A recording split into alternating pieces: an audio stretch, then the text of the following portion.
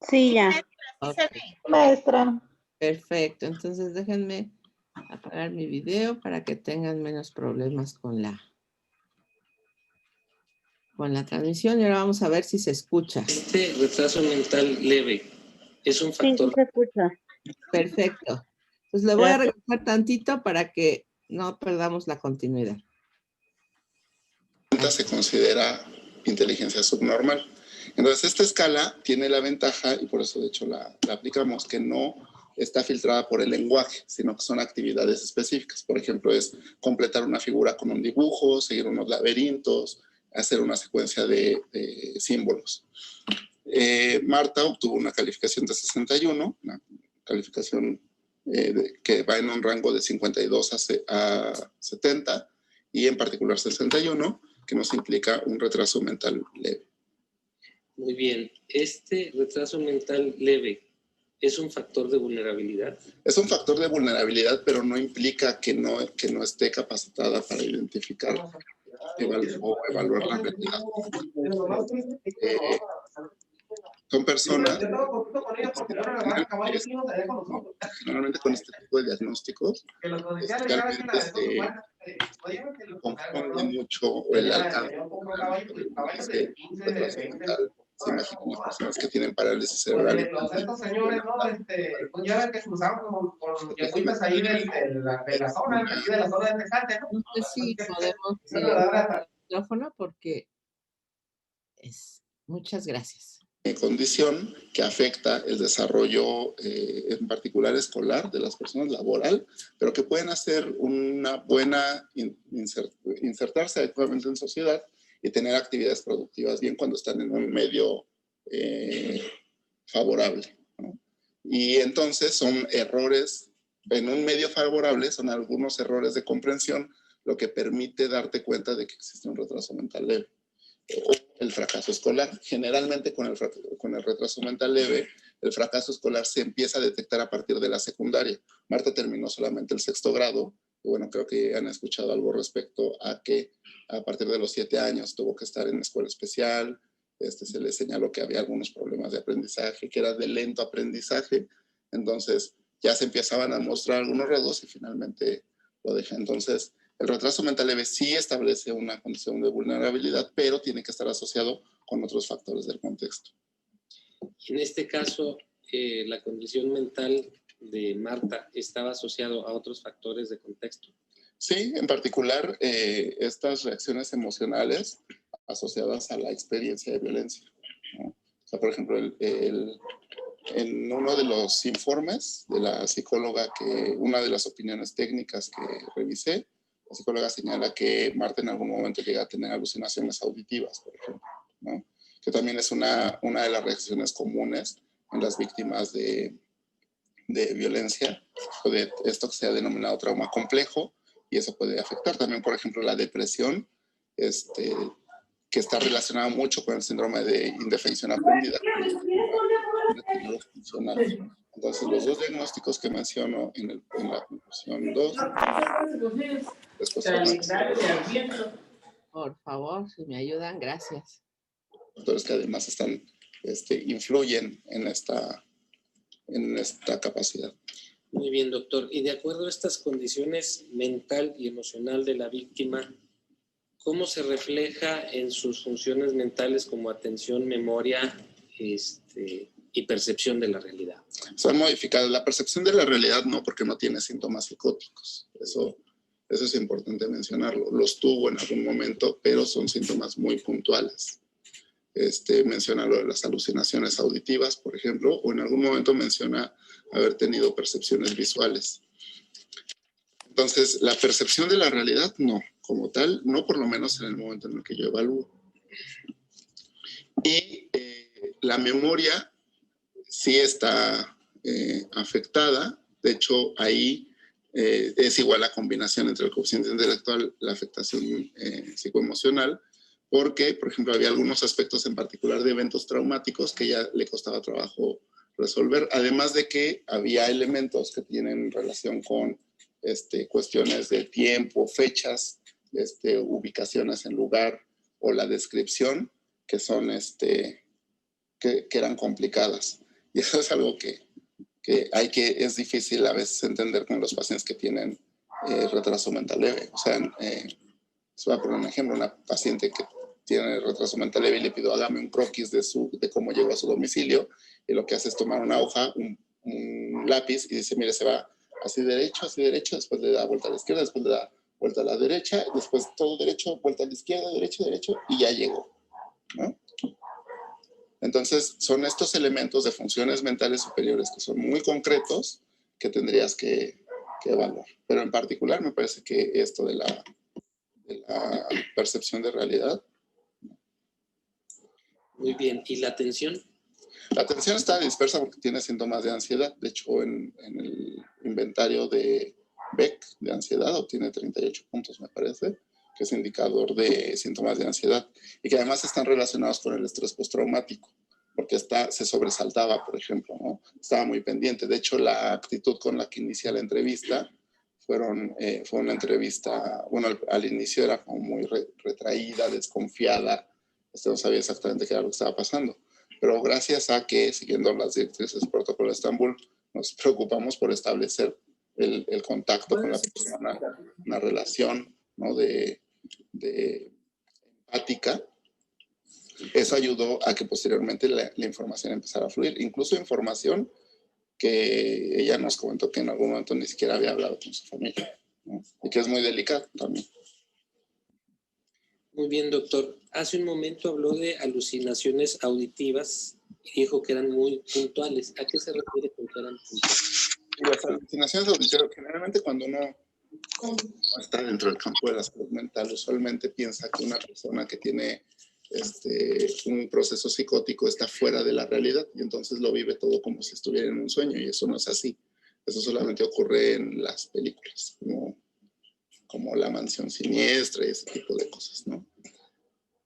Generalmente las alucinaciones son percepciones, bueno, la definición es que son percepciones falsas sin objeto, ¿no? Que los sustente, pero pertenecen solamente a un canal perceptual. Esto es, yo no podría simplemente imaginarme que estoy aquí, ¿no? Como en un sueño, y que no sea real. Ver a los magistrados, ver a los señores de la defensa, ver a la gente del Ministerio Público, hacer todo un discurso respecto a eso, ¿no? Recordar cosas y después salir de ese estado y darme cuenta de que todo fue un sueño.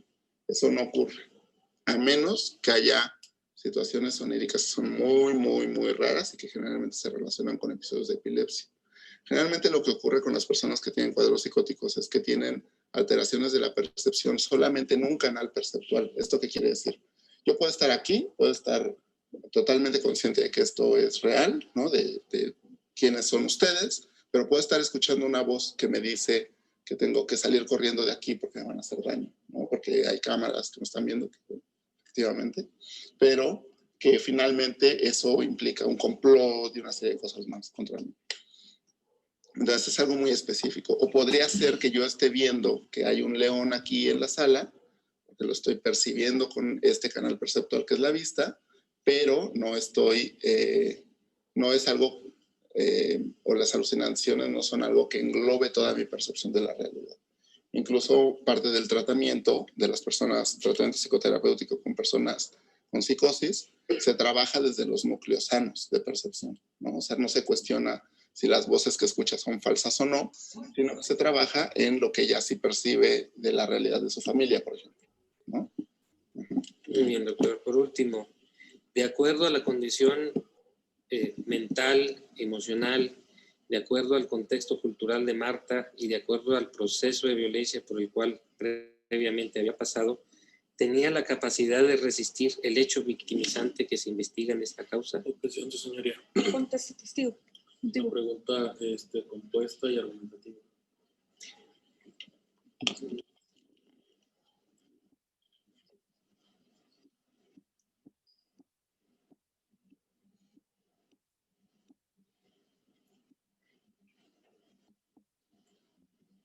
Replantee si es una pregunta compuesta, Ministerio Público. Muy bien. Replantee, por favor. Bien. Con todo lo que usted evaluó, ¿Marta tenía la capacidad de resistir el hecho victimizante? Objeción, señoría. Es una pregunta sugestiva. ¿Qué tiene Lo que pasa decir? es que el señor es perito y se le pueden hacer preguntas de acuerdo a su opinión, porque es lo que está dando, una opinión científica. Replantea en ese sentido, Ministerio Público. Bien.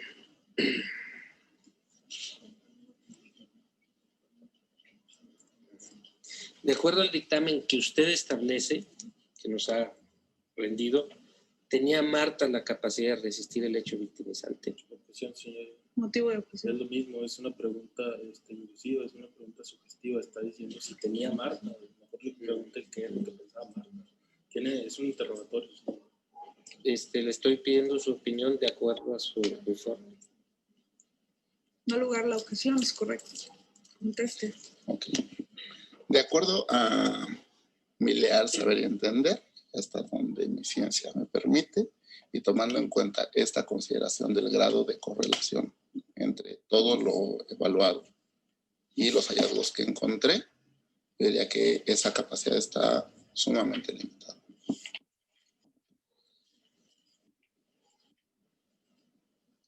Por nuestra parte es todo. Asesor jurídico. Sí, señoría. Bueno, ahora lo que van a ver es la intervención del asesor jurídico, que es exactamente el rol que en algún momento nosotros podemos tener en un juicio de esta naturaleza, ¿no? Este es el representante de la víctima, el asesor legal de la víctima, y vamos a ver qué pasa con él, ¿sale? Buenos días, doctor Manuel. Hola. Ya ahorita nos diste una explicación muy amplia y general sobre todo lo que estuviste evaluando y lo que estuviste aplicando para tus conclusiones en relación al asunto que nos tiene aquí. Dentro de, bueno, ahorita nos comentabas que Marta te comentaba algo de su relación con Adolfo, que esa, perdón, Alfonso, perdón, con Alfonso. Decías que esa relación era bonita, pero que su relación posterior era fea y que la vendían. ¿A quién se refería cuando dice que su relación posterior, quién la vendía, quién la maltrataba? En particular en el interrogatorio, bueno, en la entrevista que hago con ella, señala al señor Salvador, porque dice, Alfonso no me vendía como Salvador, así que... También comentabas ahí, bueno, hiciste una explicación de que en algún momento te comentó cómo era su relación con Salvador. ¿Podrías ser más específico a qué te referías? Sí, bueno, ella lo que señala es que hay un primer momento en el que ella se siente protegida. Ella viene de una situación en donde no tienen dónde vivir, no había comido o pasaba hambre, y el espacio en el que ella se podía encontrar más segura era la congregación religiosa a la que pertenecía. Comenta que Salvador es la persona que conoce en ese espacio, le ofrece un espacio para vivir, posteriormente empiezan a tener relaciones sexuales y Marta dice, fueron 2 meses, ella ubica muy, muy claro eso, fueron 2 meses donde fue una relación bonita, ¿no? Él me cuidaba, me procuraba y una serie de cosas, y que tiene que ver con esto el contexto psicosocial, porque la relación con el señor con Alfonso, no es que ella dijera que era una relación bonita, es que era una relación que le procuraba beneficios, como que me daba de comer, por ejemplo, dice, es que me da de comer, ¿sí? Me daba de comer, me cuidaba y no me pegaba, o dice, sí me pegaba y le gustaba mucho el alcohol, pero no me vendía, por ejemplo, ¿no? Entonces, no es tanto que fuera una relación bonita, era como esta distinción. Y en el caso del señor Salvador, menciona esto y menciona cómo después empiezan las agresiones físicas. En particular, Marta incluso hasta ahora nos comentaba que tenía muchas pesadillas respecto a la introducción de objetos en el ano y en la vagina, una botella, un tubo, la tabla que le rompe, incluso en esta comprensión que ella tiene de los hechos, dice, y no guarde el tubo, no guarde la botella, que podrían ser como testigos, dice ella, de la violencia. Y después se da este vínculo en donde entre la agresión y las estrategias que Marta establece para intentar modificar esto, que era esto que comentaba de la evitación, de convencerlo, de esperar que cambiara, de llevarlo a la iglesia, etcétera, se da este tipo de interacción entre ambos. Okay. Entre ambos te refieres a Marta. Salvador y Marta. Okay. También comentabas dentro de lo que te preguntaba el Ministerio Público, la agresión física que ella sufría y que ahorita nos comentas también.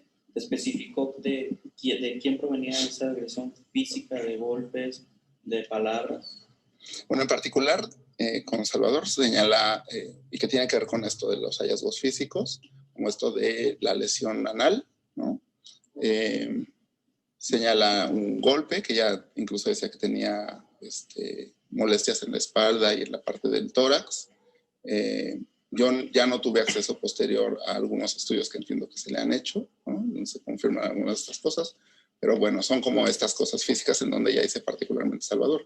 Las otras lesiones, las lesiones que presenta en la espalda baja izquierda, ella refiere que es una persona a la que textualmente la habían vendido y que ella se niega a tener sexo oral, bueno, no a tener sexo oral, sino a aceptar la eyaculación de este hombre en la boca, ¿no?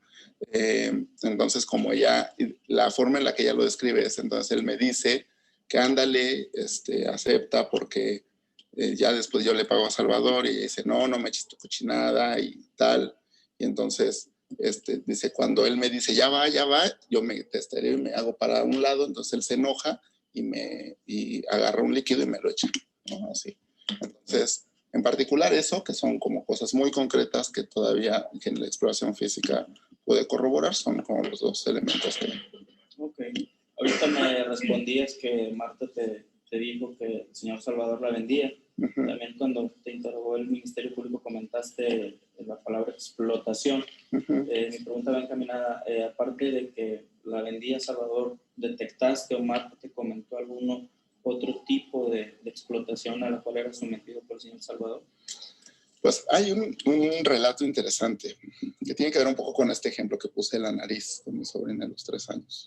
Y es la amenaza de que se iba a comer su cuerpo. Dice, Salvador en algún momento me dijo que me iba a comer, porque quería probar carne humana. Y entonces la respuesta de Marta fue, yo le dije que no, porque soy un ser humano y mi carne no es comestible, ¿no? O sea, este tipo de respuestas me parece que es importante porque evalúan el nivel de comprensión de los hechos. Y entonces la respuesta que hace Marta ante esa situación de te voy a comer es, si quieres, voy a la carnicería, incluso menciona el nombre de la carnicería, se dio un tal Hernández, y mendigo para conseguirte carne, ¿no? Para que no me comas.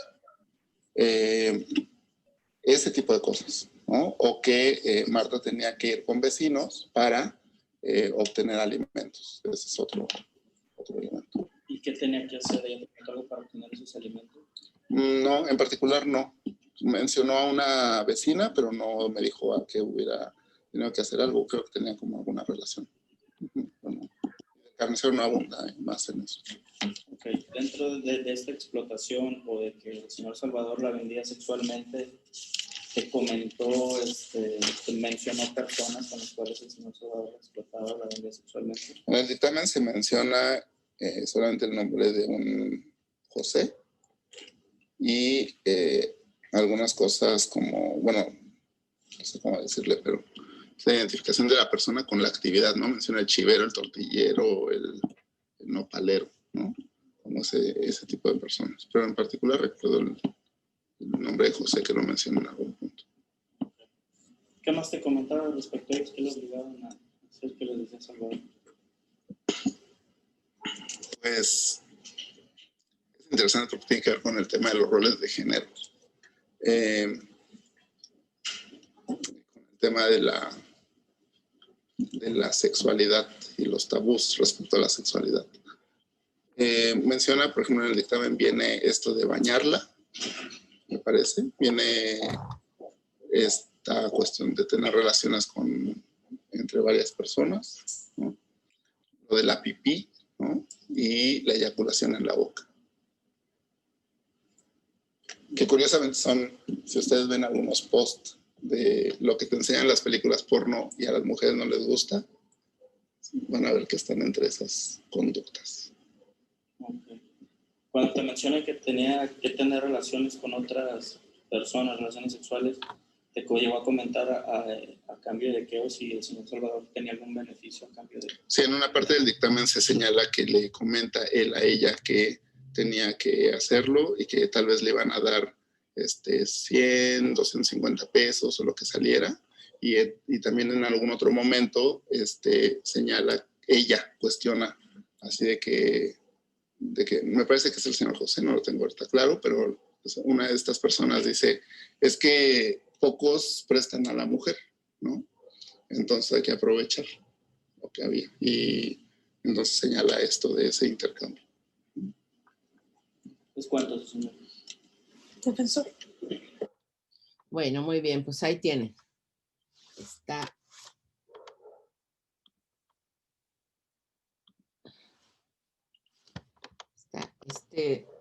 este relato sobre el peritaje. Y bueno, más o menos aclaró algunas de sus dudas de ayer, me parece, ¿verdad? Entonces, no sé si alguien tenga algún comentario. Déjenme ver su chat. Están hablando sobre el registro. Parece, sí, ahorita no hay algún comentario. Ustedes, pues así concluye el peritaje. ¿Algún comentario, alguna duda sobre lo que pasó? Disculpe, maestra, yo, Ana González. Adelante, Ana. Hoy lo comentaba, de hecho, con mi jefa, que se encuentra aquí presente también, la licenciada Rosa María. Estábamos pues analizando todo esto que estaba pasando con el curso y nos quedábamos pensando, al momento de que nosotros solicitamos lo que sería que juzguen con perspectiva de género, pues tenemos que tener en cuenta que tenemos una gran variedad de instrumentos, aparte de lo que es el Código Nacional y el Código Penal, para solicitar al juzgador o al tribunal, dependiendo a quién nos estemos dirigiendo, qué es lo que tiene que juzgar y cómo lo tiene que juzgar. Tenemos la ley de acceso, tenemos la Constitución, tenemos mecanismos internacionales.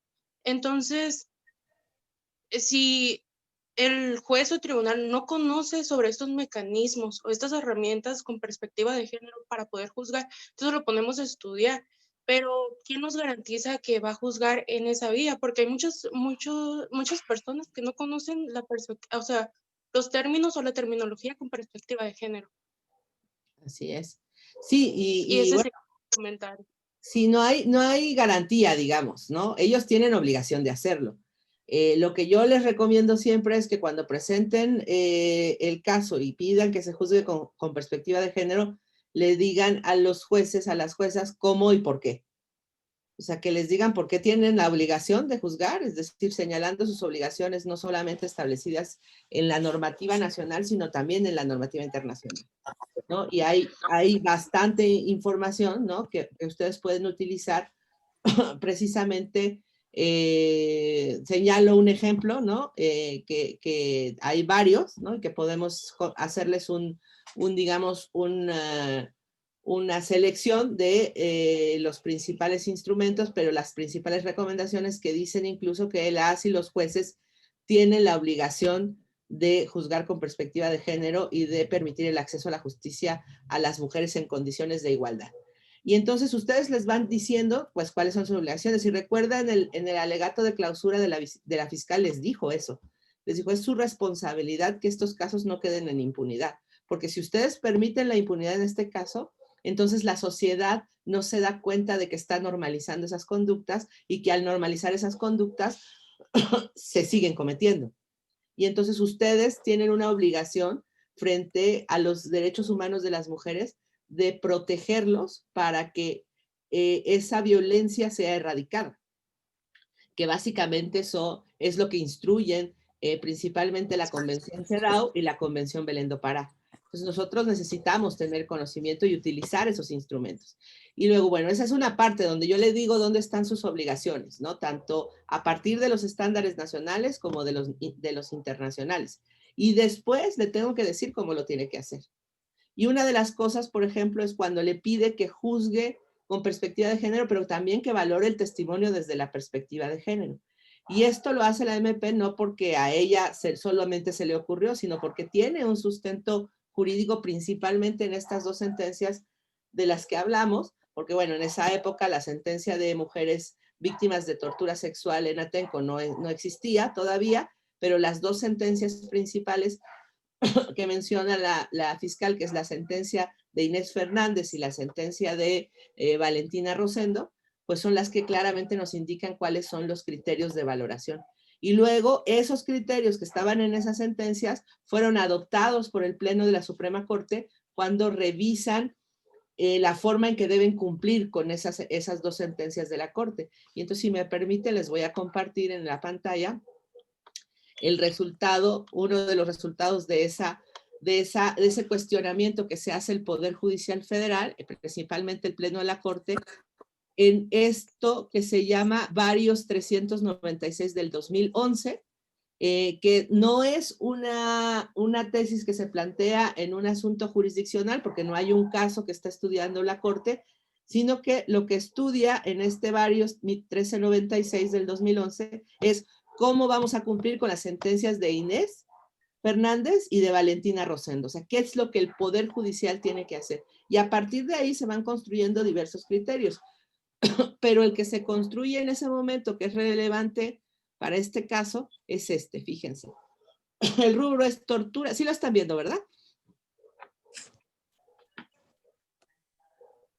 Sí, maestra, sí se mira. Perfecto. Lo estamos viendo. Tortura en su vertiente de violación sexual, el análisis probatorio relativo debe realizarse con perspectiva de género. Es decir, no solamente el testimonio de la víctima, sino también el resto del caudal probatorio.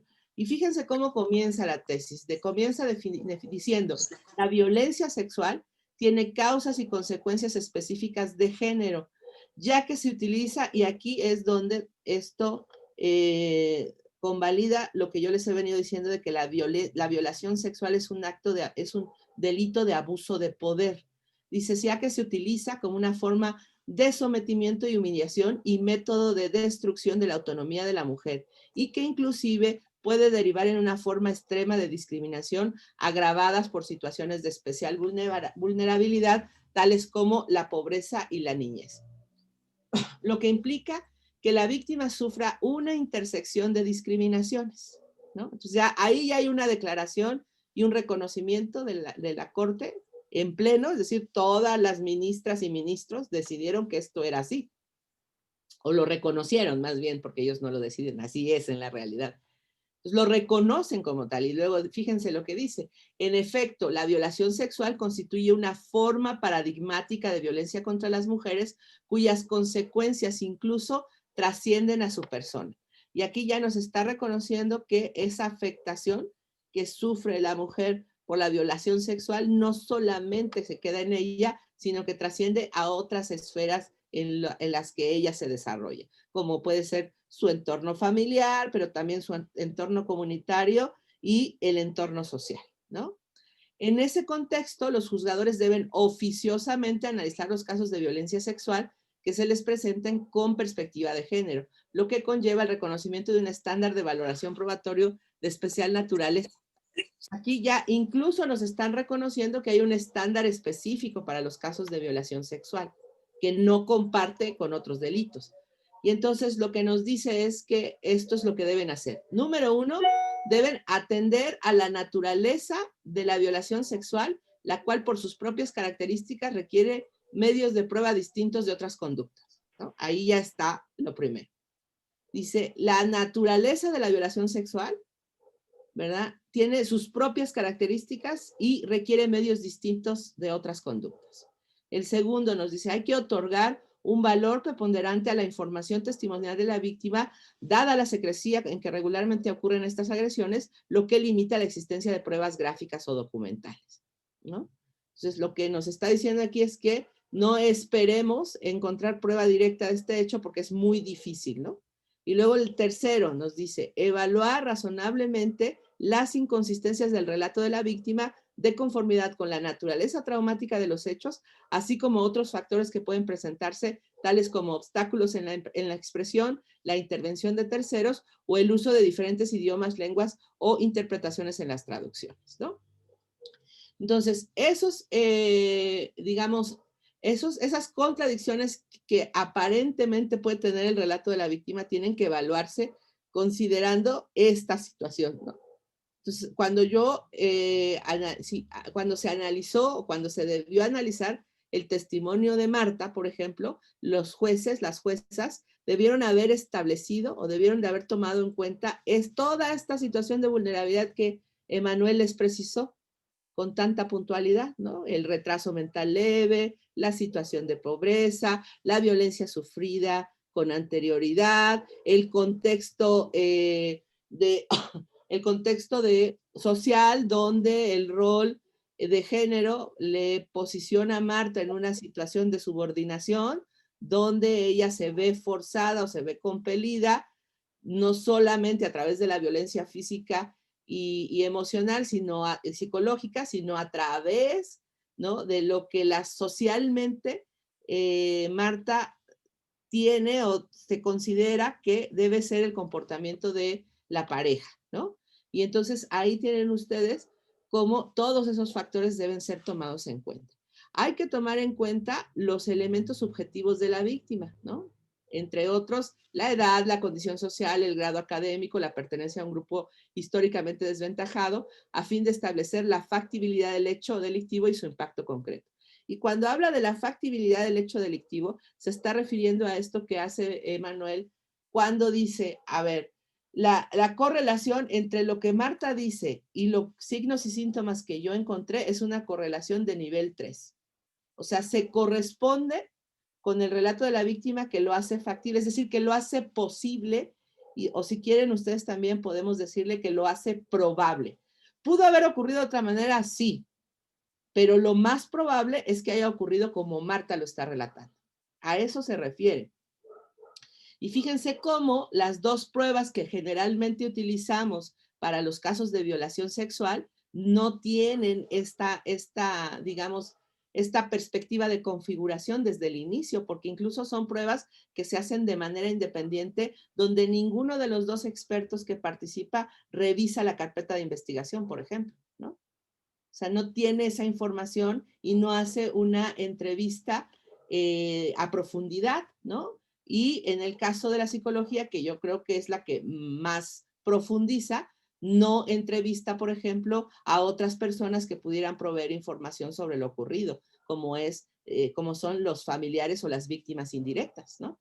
Entonces, fíjense cómo está configurado el peritaje que ustedes acaban de ver, ¿no? Y además, en el 5 me dice que hay que utilizar adecuadamente las pruebas circunstanciales, las presunciones y los indicios para extraer conclusiones persistentes. Es decir, que este estándar probatorio específicamente para los casos donde hay violencia sexual, ¿verdad?, nos permiten utilizar los indicios y la prueba circunstancial para poder establecer presunciones fundadas, ¿no?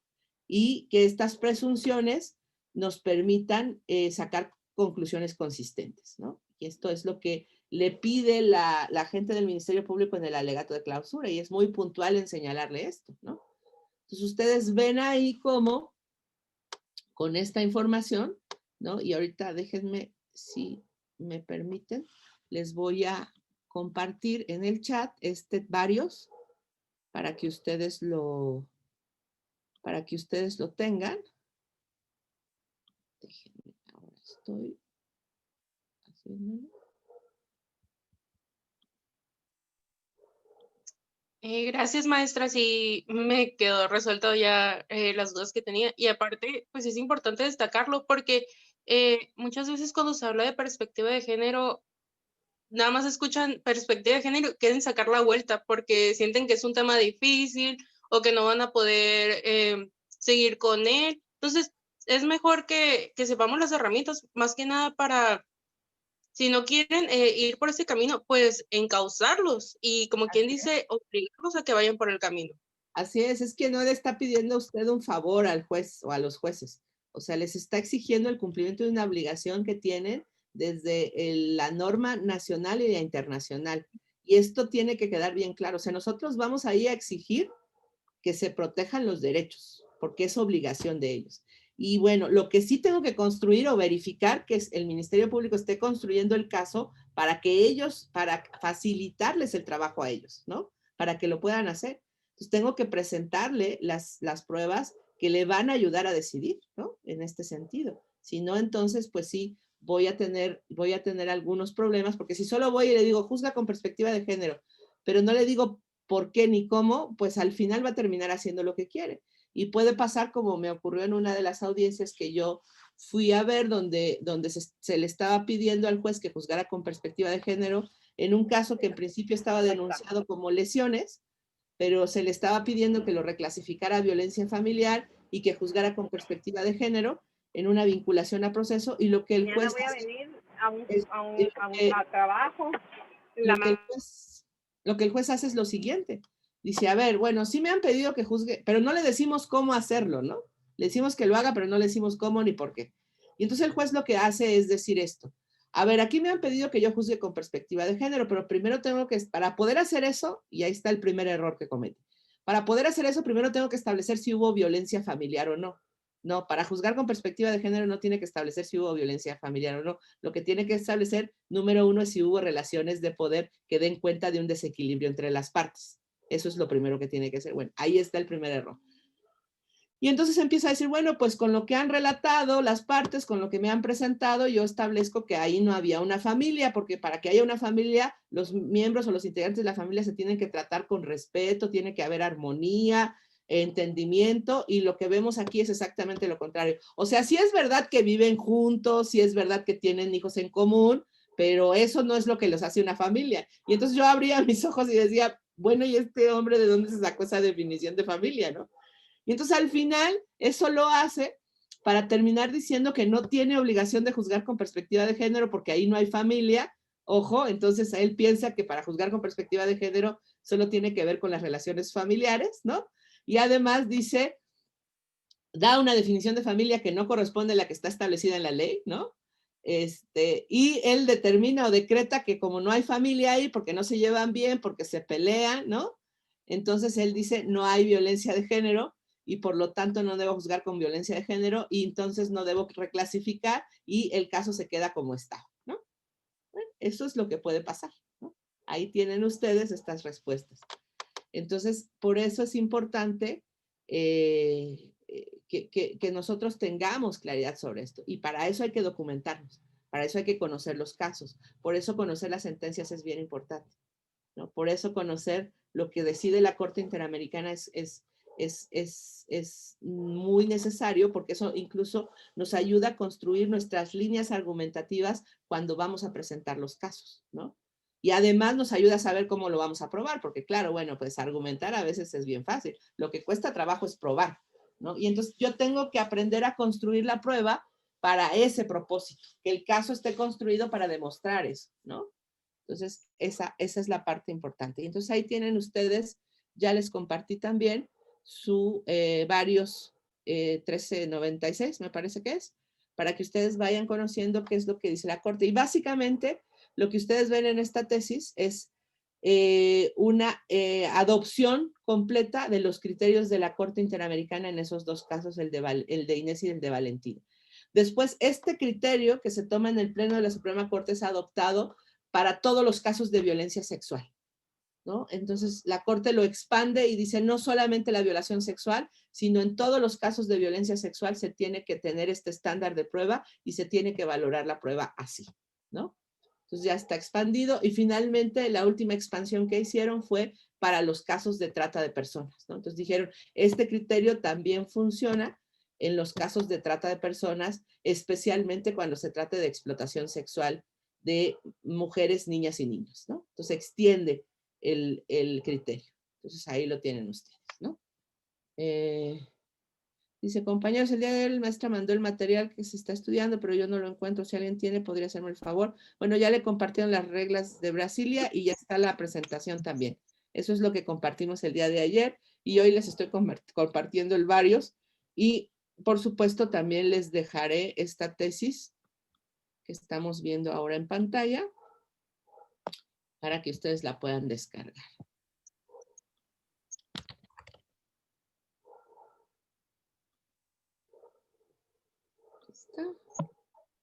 Se las comparto. Disculpe, maestra, ¿por dónde los está compartiendo? Es que la verdad no los encuentro en mi correo y no... No, no están en el correo, mi amor, están en el chat. Si Ah, abres ok, el chat, te va a aparecer ahí para que tú lo puedas descargar directamente en tu computadora. oh, es que no lo miro, maestra, disculpe. Ahí en tu pantalla de Zoom, abajo tienes una función de chatear. Si no te aparece, tienes 3 puntitos, le picas a esos 3 puntitos y te tiene que aparecer chat. Ah, ya, maestra, pero de todos modos en el chat no, nada más están los mensajes de las compañeras y dicen que a ellas tampoco les aparece. Ah, pues qué raro, porque aquí está. ¿Alguien más tiene ese problema? Sí, no aparece, maestra. A mí tampoco. A ver, aquí a mí sí me aparece como cargado el archivo. Incluso los que ustedes compartieron. Volvieron a compartir reglas de ¿Qué Brasil película vas a y poner? historia jurídica. Bueno, algunos sí les aparece. Ciérrala. Ahí están contestando que sí. Guarda silencio, ¿eh? Sí les aparece. Lo que puede ser es que no tengan habilitada la función en su Zoom. Que no tengan permiso para que se compartan los archivos. Ok, gracias. Checaré. Sí, si no se puede, de todas maneras, lo que voy a hacer es hacerle un correo a InMujer con todo este material para que hacérselos llegar y que ellas me hagan favor de compartírselos para que nadie se quede sin el material. ¿Les parece bien? Ay, eso es excelente. Sí. Muchas gracias. Gracias. Hombre, no tienen de qué Aquí para está eso. la directora, Carla, Es mejor. a Pedrín Rambao, ¿eh? Carlita, ya viste. Sí, se lo pongo en un correo y se los comparto para que se los puedan hacer llegar. Así es que ya no se estresen si no les aparece en el chat. Ok, excelente, ¿Sí? maestra. Gracias. Muchísimas gracias a ustedes. Lo único que no les puedo compartir son las audiencias, pero todo lo demás, claro que sí, con mucho gusto se los comparto, ¿no? Gracias. Entonces, ahora vamos a ver el desenlace final. ¿Qué pasó? Ay, por fin. Chan, ¿no? Entonces vamos a ver. Déjenme 3 abrir. días esperando. Y así se le pone emoción a la cosa, ¿sí, no? A ver, vamos a abrirlo, denme un segundito.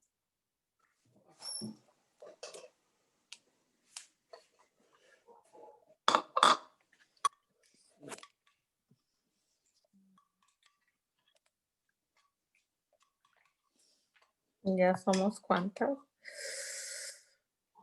53. 53, ¿cuáles éramos las de hace rato? 50. 49, la última, ¿cuáles fuimos? A ver, ahí ya están viendo el video. Ahí ya tiene la imagen del video en la pantalla. Sí. Ok. Ahora vamos a probar si se escucha. ¿Se escucha, verdad? Sí, perfecto.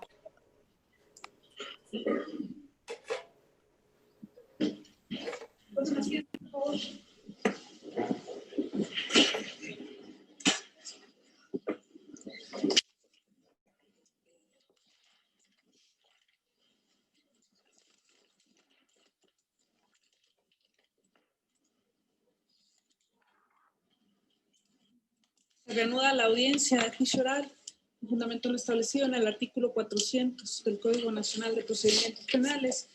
Una vez deliberado este tribunal de manera privada, continua y aislada, se les va a comunicar el fallo al cual llegó este tribunal. Primero, por unanimidad de votos, se llega a la plena convicción de que se demostró el delito de trata de personas en su modalidad de explotación sexual, previsto y sancionado en el artículo 29 de la Ley General para prevenir, sancionar y erradicar los delitos en materia de trata de personas cometido en agravio de Marta. Por lo cual, este tribunal condena a Salvador Saucedo Sauceda solo por el ilícito mencionado, en base a los argumentos que más adelante se van a expresar. Segundo, se solicita a la juez relatora, la licenciada María Graciela Nava Ramos, explique los fundamentos de hecho y de derecho que motivaron el presente fallo. Gracias. Primeramente, bueno, voy a tratar de explicar en forma continua este fallo. Les pido una disculpa si acaso interrumpo por alguna situación que escape a mi control. Como una cuestión preliminar, se estima necesario puntualizar que el agente del Ministerio Público al inicio de este juicio solicitó a este tribunal que se juzgue con perspectiva de género, al tratarse del delito de trata de personas en su modalidad de explotación sexual y donde la víctima es una mujer que además se encontraba en un estado de vulnerabilidad. Lo que solicitó la representación social tiene su fundamento en la Constitución Política de los Estados Unidos Mexicanos, en la cual se explicita que queda prohibida toda forma de discriminación motivada por el género, en su artículo 1. Y además, que los hombres y las mujeres son iguales ante la ley, según el artículo 4 de la citada Constitución. La Convención sobre la Eliminación de todas las formas de discriminación contra la mujer, la CEDAW, por sus siglas en inglés, también contempla esta situación. Igual, la Convención Interamericana para prevenir, sancionar y erradicar la violencia contra la mujer, la Convención Belém do Pará, la Plataforma de Acción de la Cuarta Conferencia Mundial sobre la Mujer, la ley que crea el Instituto Nacional de las Mujeres, el Programa Nacional para la Igualdad entre Mujeres y Hombres, así como la Ley de Acceso a las Mujeres a una vida libre de violencia.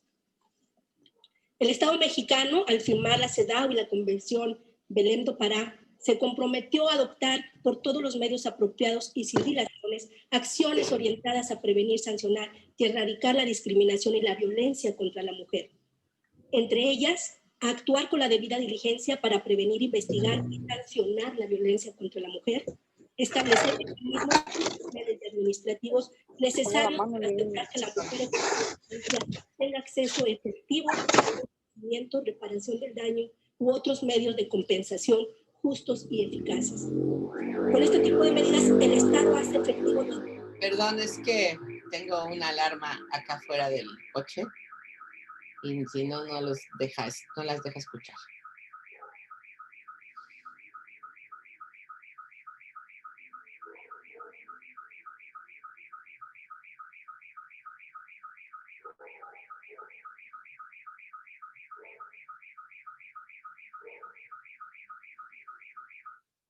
Gracias, perdónenme. Derechos que han reconocido en el ámbito internacional y que da a los tratados un efecto útil. El derecho a la igualdad y el acceso a la justicia constituyen normas imperativas de derecho internacional público que generan obligaciones erga omnes. Quienes imparten justicia están especialmente comprometidos a hacer que ambos derechos se traduzcan en realidades. Por ello cuentan con una serie de herramientas, las que ya he mencionado, que de no utilizarlas podrían estar no solo perpetuando la discriminación y revictimizando a las mujeres, sino negándoles el acceso a sus derechos y comprometiendo la responsabilidad internacional del Estado. En principio, debe decirse que la perspectiva de género implica una y apreciar la realidad y de integrar en ella con el fin de... Mira con las cositas, mira, son así, pero aquí debería tener un micrófono que lo acerca así para hablar. ¿Me ayudan, por favor? Tiene mi tía. Telma, tienes abierto tu micrófono. Gracias. De los recursos, servicios y el ejercicio de sus derechos. El objetivo es detectar ajustes institucionales que habrán de emprenderse para evitar que se reproduzcan situaciones de discriminación y exclusión y lograr la equidad de género, entendida como la justicia en el tratamiento de hombres y mujeres según sus propias necesidades para cubrir los déficits históricos y sociales de las desigualdades. Se busca que se brinde óptima protección a los derechos humanos. En consecuencia, resulta necesario incorporar la perspectiva de género debido a esta problemática que enfrentan actualmente las mujeres. La propia ley para prevenir, sancionar y erradicar la trata de personas establece en el artículo 3º, fracción segunda, que debe de entenderse por perspectiva de género. Señala: será entendida como una visión científica, analítica y política sobre las mujeres y los hombres y las relaciones entre ellos en la sociedad, que permite enfocar y comprender las desigualdades socialmente construidas a fin de establecer políticas y acciones de Estado transversales para disminuir hasta abatir las brechas de desigualdad entre los sexos y garantizar el acceso a la justicia y el ejercicio pleno de sus derechos. Conforme al protocolo para juzgar con perspectiva de género emitido por la Suprema Corte de Justicia de la Nación, se encontraron situaciones para juzgar con perspectiva de género el presente juicio. Se trata de un delito de naturaleza sexual, donde la pasivo es una mujer, la cual, según el hecho materia de la acusación, ha sido violentada física, psicológica y económicamente, encontrándose además con diversos factores que la colocan en un estado de vulnerabilidad. Por lo cual este tribunal estuvo atento a la información vertida a efecto de detectar situaciones de discriminación sobre la víctima que la hayan colocado en una desventaja procesal o de acceso a la justicia, y las cuales se van a tomar en cuenta en este fallo a fin de dar acceso a la justicia. Ahora bien, el delito de trato de personas que el Ministerio Público por el que acusó se encuentra previsto en el artículo 29 y en el artículo 13, fracciones segunda y cuarta de la Ley General para prevenir, sancionar y erradicar la trata de personas. Conforme a estos artículos, estos delitos se componen de diversos elementos. El artículo 29 requiere para su configuración una conducta consistente en explotar sexualmente a una persona. Y también se requiere que para esa conducta se aproveche una relación matrimonial o de concubinato. Conforme al artículo 13, en sus fracciones segunda y cuarta, es necesario que una persona explote a otra a través de la prostitución, que obtenga un beneficio, que esto se haga mediante la violencia física y además que se aproveche una situación de vulnerabilidad. Este tribunal advirtió que el Ministerio Público clasifica este hecho por el que acusa a Salvador Saucedo Saucedo en estos dos tipos penales diversos, siendo que a criterio de este tribunal únicamente es un hecho el que se narra que es constitutivo de un delito. Continuando con ello, el artículo 23 del Código Penal establece que cuando exista un concurso aparente de normas, se debe de aplicar la norma especial. Y haciendo un estudio de los tipos penales que el Ministerio Público le atribuye a Salvador Saucedo Saucedo, encontramos que la norma especial que capta ese hecho que se le atribuye a Salvador Saucedo Saucedo es la prevista en el artículo 29, toda vez que el artículo 13 establece la conducta genérica del delito de trata de personas. Y en el caso concreto, atendiendo al hecho que se le atribuye a Salvador, se advierte que la norma especial que capta ese hecho es la del artículo 29, que además tiene mayor sanción. En el caso estudio, este tribunal únicamente considera que se establece un solo delito y no una pluralidad de conductas, atendiendo que también conforme al delito o al concurso ideal de delitos no se puede operar en el presente caso, ya que es un solo bien jurídico protegido el que se lesiona. No hay diversidad de lesiones de bienes jurídicos infringidos.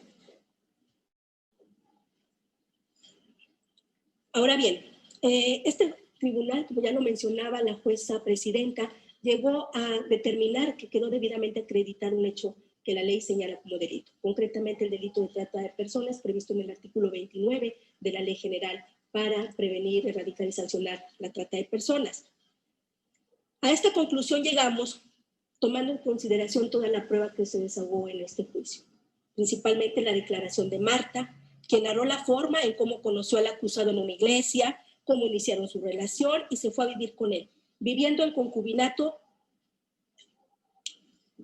También señaló que los 2 primeros meses el acusado se portó bien con ella.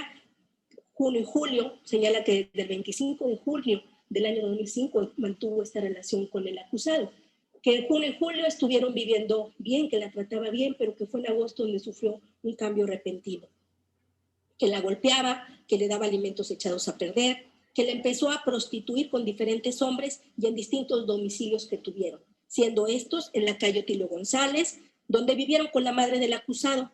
También estuvieron viviendo juntos en la colonia Morelos, en la calle Emiliano Zapata de la colonia Rubén Jaramillo, así como en la calle Pirámide de la Luna número 224 de la colonia María de León. En la colonia Morelos refiere la víctima que vivían en un tejabán de lámina y madera en un cuartito, donde la empezó a prostituir, ya que la primera vez fue con un tortillero de aproximadamente 45 años de edad, aperlado, chaparrito y gordito. que tuvo sexo con él mientras Salvador esperaba afuera y que al finalizar el tortillero le pagaba la cantidad de 50 pesos. También refiere que en esa época la vendió con un señor que vendía frutas, teniendo relaciones sexuales en un arroyo, diciéndole a Salvador que lo complaciera en todo y que después de tener la relación sexual le daba fruta al acusado como pago de esa relación. Refiere también haber tenido relaciones sexuales con un taxista, al cual le pagó la cantidad de 40 pesos, y que en esa época el acusado le decía que se parara en el Boulevard Morelos y que les hiciera señas a los carros que le sonriera.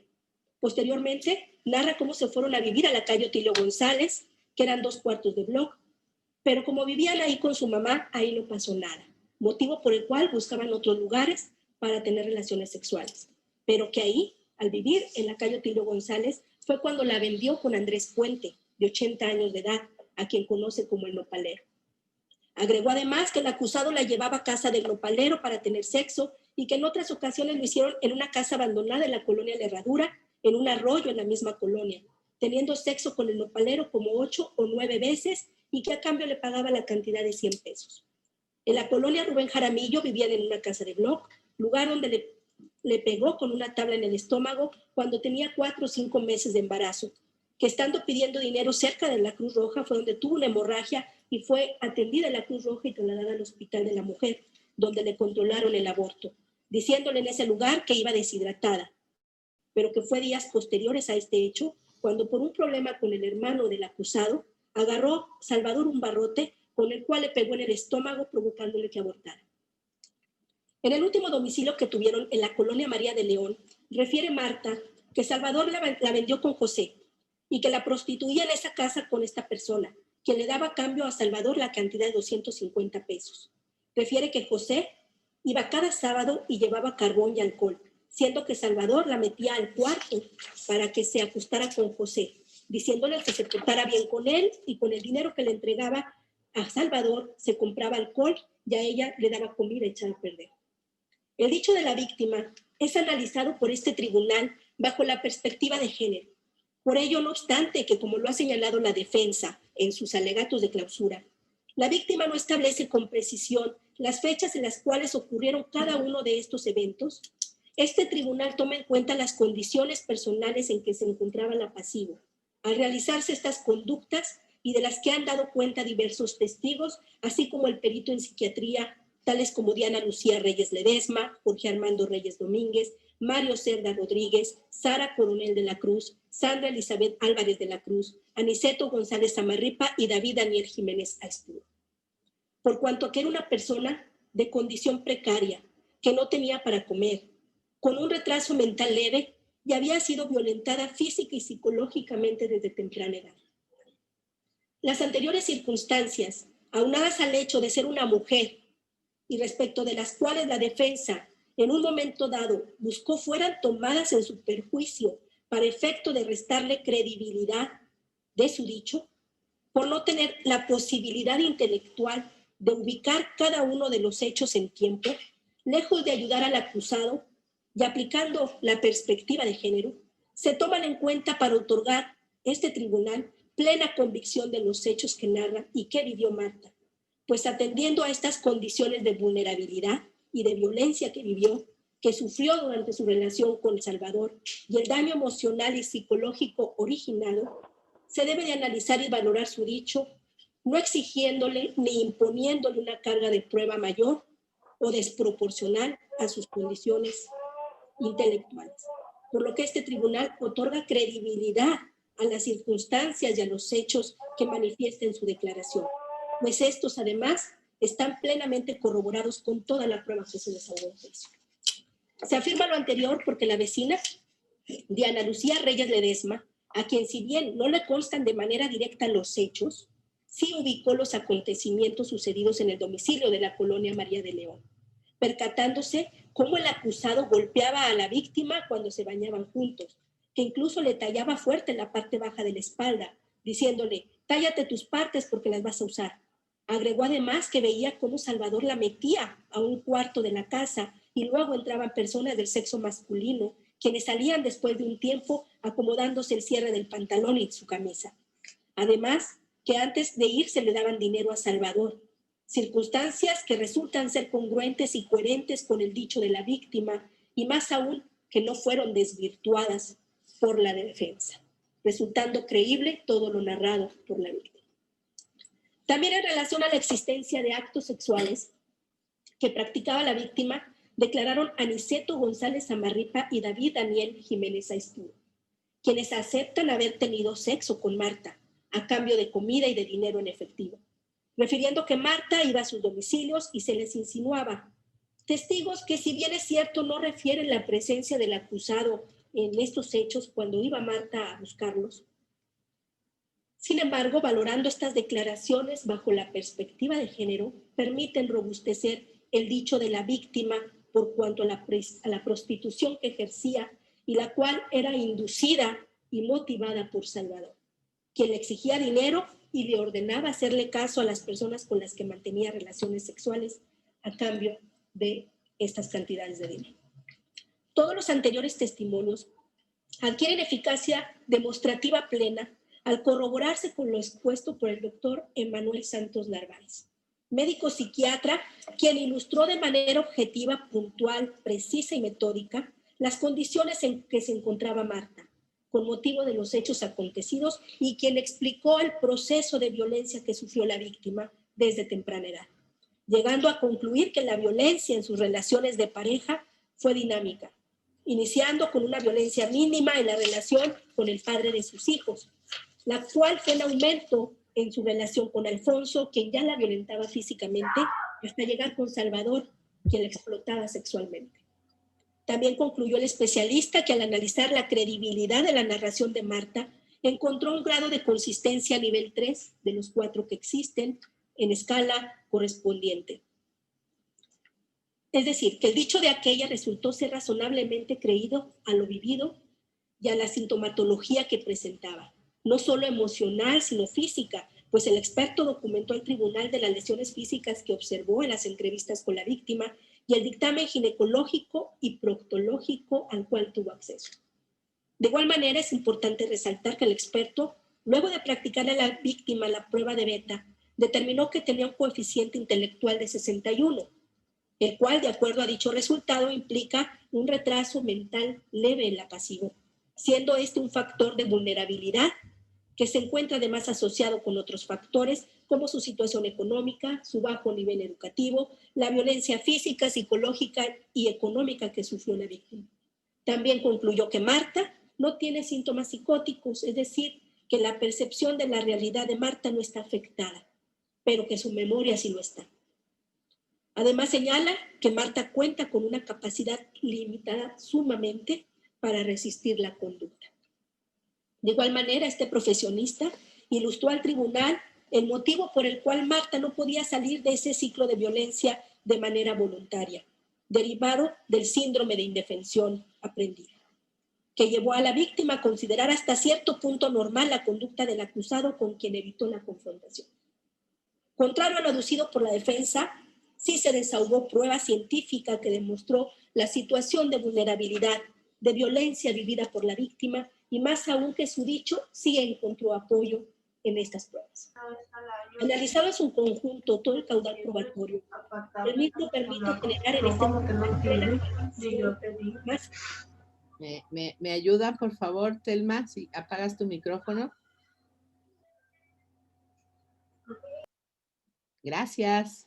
Allá de toda duda razonable, para tener por demostrado plenamente el delito de trata de personas en su modalidad de explotación sexual previsto por el artículo 29 de la ley de la materia, toda vez que se justificó la explotación sexual de la cual fue víctima Marta, entendiendo por explotación la situación prevista en dicho numeral acorde a lo previsto en el artículo 10, fracción 9 de la citada ley, pues quedó acreditado la relación de concubinato que el acusado mantenía con la víctima y que de ello dieron cuenta todos los testigos que acudieron ante este tribunal.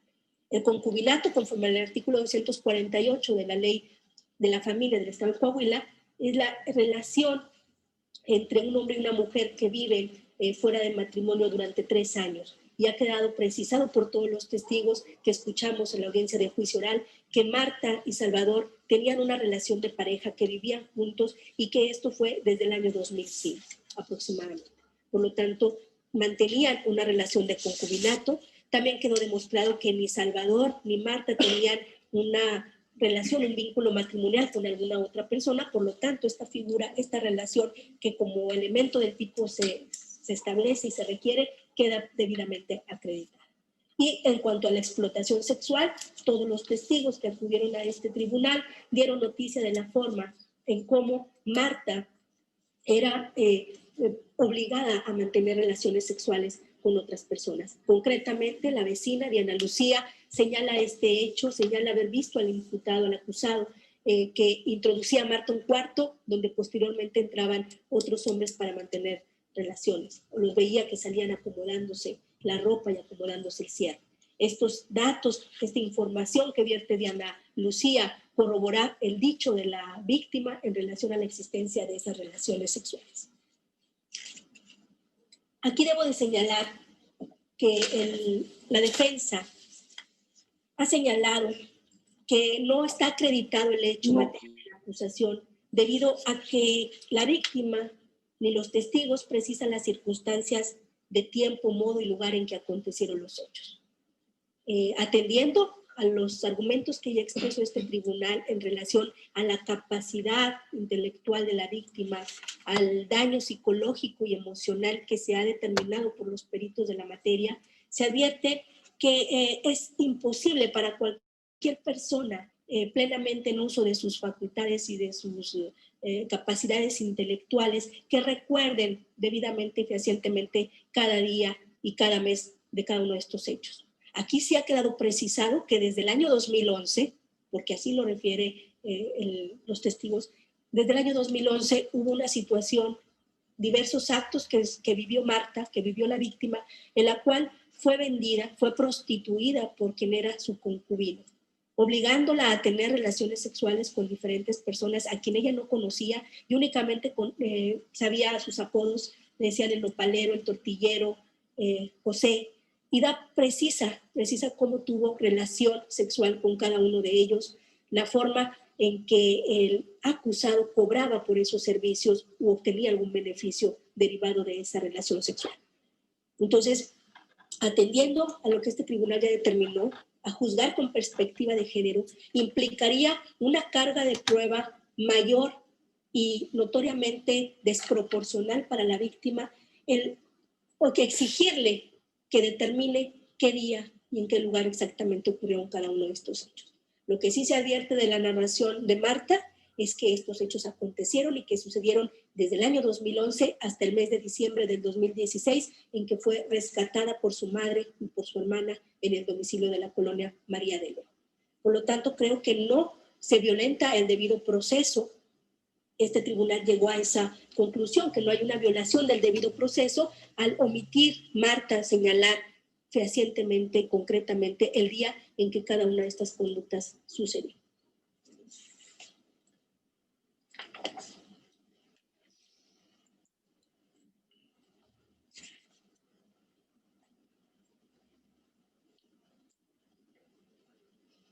¿No sabes si les resolvieron a mi tío José Luis el problema? Respecto a la forma de participación de Salvador Saucedo en la comisión de los hechos que fueron calificados jurídicamente como trata de personas en su modalidad de explotación sexual, la misma se encuentra igualmente probada, ya que de acuerdo a la versión de la víctima y de la testigo Diana Lucía Reyes Ledesma, así como Sandra Elizabeth Álvarez de la Cruz y Sara de la Cruz Coronel, se logra acreditar plenamente la participación de Salvador a título de autor material, pues por sí mismo actuó con conocimiento y decisión, obligando a Marta a la realización de actos sexuales con diferentes hombres para la obtención de un beneficio económico, explotándola así sexualmente y aprovechando para tal fin su relación de concubinato que mantenía con la víctima. Así lo señala Marta al declarar y manifestar que era obligada por Salvador, mediante amenazas y golpes, a llevarle dinero y tener relaciones sexuales con otros hombres. Refiriendo a Salvador, me vendía. Y que si ella se negaba, el acusado la golpeaba y le decía que le iba a cortar la pierna, a chupar la sangre y que se la iba a comer. Además, Diana Lucía también señaló a Salvador como el concubino o pareja de Marta, que la metía a un cuarto de su vivienda donde posteriormente ingresaban dos hombres y que después de un rato salían acomodándose la ropa. Es decir, señala a Salvador como el hombre que metía a Marta al cuarto donde refiere la víctima era obligada a tener sexo con otros hombres. También señalan víctima y testigo a Salvador como la persona que recibía dinero después de estas relaciones sexuales por parte de los hombres con los que mantenía sexo Marta. Además de que independientemente de su actuar doloso, él mismo, de acuerdo a sus condiciones personales, ya que refirió ser una persona mayor de edad, ser originario y vecino de un medio urbano, así como la manera en que se llevó a cabo todo este evento, se infiere que en ningún momento existió una circunstancia que le impidiese a Salvador ajustar su comportamiento a las exigencias de la norma. Asimismo, este tribunal no observó, de acuerdo a la prueba que se desahogó en este juicio, circunstancia alguna excluyente de delito, ya sea para impedir la culpabilidad o la antipublicidad de su conducta, por lo que se considera que Salvador Saucedo es plenamente culpable del delito de trata de personas en su modalidad de explotación sexual, previsto y sancionado por el artículo 29 de la Ley General para prevenir, erradicar y sancionar la trata de personas. Por último, este tribunal ha advertido durante el desahogo de las pruebas la existencia de otros hechos posiblemente constitutivos del delito de lesiones o algún otro, en perjuicio de quien aparece como víctima, de Marta, pues ha quedado demostrado que se le infirieron lesiones al negarse a que una de las personas con las que fue prostituida y que está plenamente identificado por la pasivo, eyaculara en su boca y que en consecuencia le aventó un líquido que le causó quemaduras en su espalda. Situación de violencia contra la mujer que no puede pasar por alto este tribunal, atendiendo a que esta situación ha quedado precisada y genera una afectación en la salud y en los derechos humanos de Marta. Por ello, se da vista al agente del Ministerio Público para que continúe con las investigaciones de este hecho, que se deriven de ello y, de ser el caso, que no quede impune esta afectación. Este fallo se toma por unanimidad por parte de los integrantes de este tribunal, fungiendo como presidente la licenciada Griselda Elizalde Castellanos, el licenciado Iván Cristi Acosta Solís como tercer integrante y la de la voz, licenciada María Graciela Nava Ramos, con el carácter de juez relatora, a los 25 días del mes de octubre del año 2017. En la inteligencia de que el presente fallo constituye únicamente una explicación del contenido de la sentencia, por lo que es irrecurrible, en atención a que en su momento se emitirá la sentencia íntegra con la fundamentación y motivación correspondiente, y la cual, al constituir un acto de molestia, será la que en su caso podrá ser combatida por alguno de los medios legales para tal efecto. Cedo nuevamente el uso de la voz a la juez presidente. Gracias, juez relatora.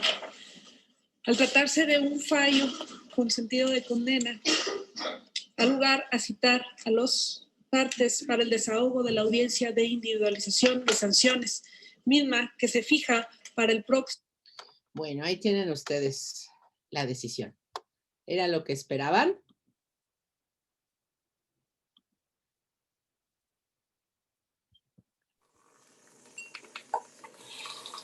Adelante.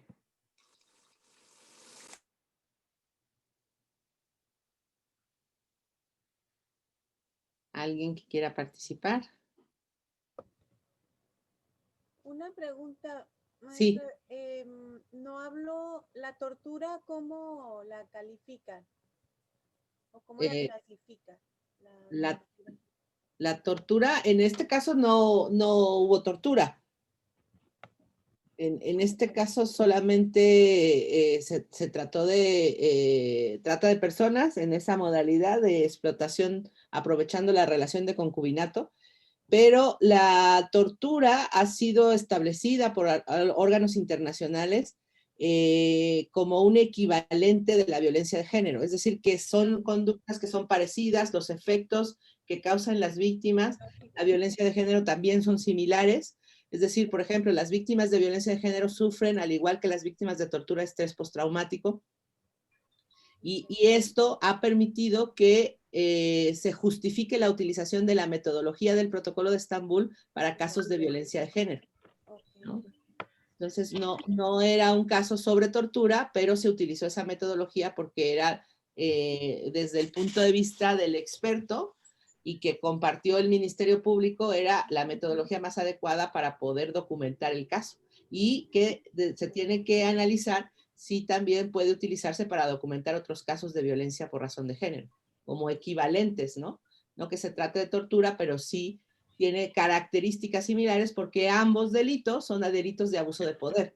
Tanto la tortura como la violación sexual o la trata de personas son delitos que comparten esas características. Por eso yo les decía que al determinar que son delitos de abuso de poder, nosotros podemos utilizar la base teórica y conceptual que se ha creado, por ejemplo, para la tortura y otros delitos de abuso de poder, igual para los casos de violencia por razón de género, como equivalentes, ¿no?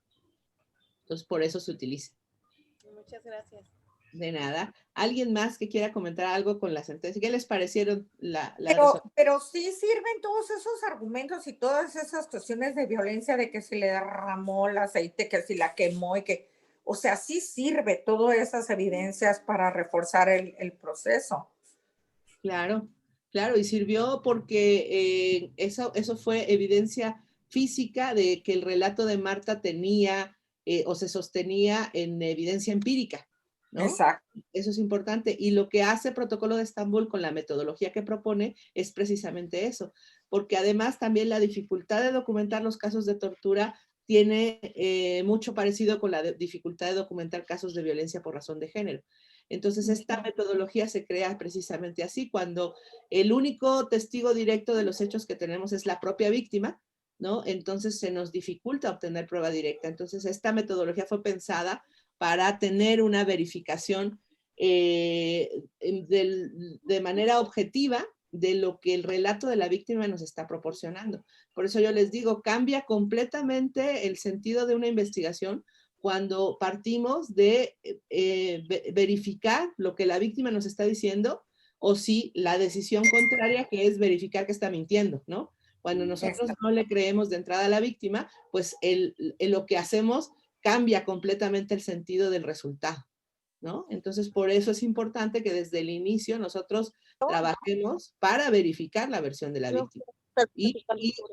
Y de igual manera están protegidos los derechos de la persona imputada, porque en caso de que lo que la víctima está relatando no tenga una forma de demostrarse, pues seguramente no se encontrará ninguna relación. Y esto también lo permite el Protocolo de Estambul, porque sirve incluso para detectar falsas denuncias de tortura, ¿no? Así está desarrollada la metodología. Por eso es importante que analicemos. Y a mí me parece que esta metodología es mucho más cercana a los derechos humanos para casos, por ejemplo, de violencia sexual, que lo que actualmente hacemos en los casos de violación, ¿no? Que tenemos aislados dos evaluaciones, la médica y la psicológica, que nunca se hablan y que a veces nos ocurre, y con mucha frecuencia, lamentablemente, que son contradictorias, ¿no? En uno dices, no hay ninguna evidencia, y el otro dice, sí hay daño, o al revés, ¿no? Dice, sí hay evidencia física, pero en la prueba psicológica dicen no hay daño en la víctima, ¿no? Entonces hay una contradicción. Por eso lo que hace esta metodología es obligarlos a trabajar en conjunto, a analizar los hechos a partir de una mirada coordinada y cooperativa entre estos dos expertos, ¿no? Por eso es importante. Perdón, maestra. Y entonces esta metodología que usted comenta, como asesores somos quienes tenemos que proponerlo, o el Ministerio Público lo hace de manera, no sé, oficiosa. Es que acuérdese que hoy el Código Nacional de Procedimientos Penales nos permite y es admitida la prueba de expertos que no pertenezcan a la Fiscalía. Entonces, incluso ustedes podrían presentar la prueba de manera particular, con expertos que no pertenezcan a la Fiscalía, ¿no? O sea, ya no tenemos esa limitación que antes teníamos en los códigos de procedimientos que nos decían que necesitábamos un perito oficial. E incluso cuando iba el perito teníamos que ratificar el peritaje, ¿no? Ahora ya no es así. Ahora incluso la prueba se puede construir. Acuérdense también que conforme a nuestro Código Nacional, la víctima no está obligada a practicarse las pruebas con peritos de la Fiscalía, ¿no? La víctima puede decir, no quiero que me hagan la prueba, y sí puede presentar, cumpliendo con los requisitos que se tiene para cada tipo de prueba, desde la parte de la asesoría jurídica, ¿no? Que es lo que ahora sucede mucho en los casos de tortura, que las evaluaciones médico y psicológicas del protocolo de Estambul pueden ser presentadas por la asesoría jurídica y se hace por peritos expertos ajenos a la fiscalía. También eso puede ser. Y entonces estarían obligados a recibirla, a aprobarla. Claro, claro, están obligados a admitir las pruebas presentadas por la víctima. Obviamente tienen oportunidad de decir que no la aceptan, pero tienen que motivar y razonar la decisión de no aceptarla, y luego eso dará oportunidad de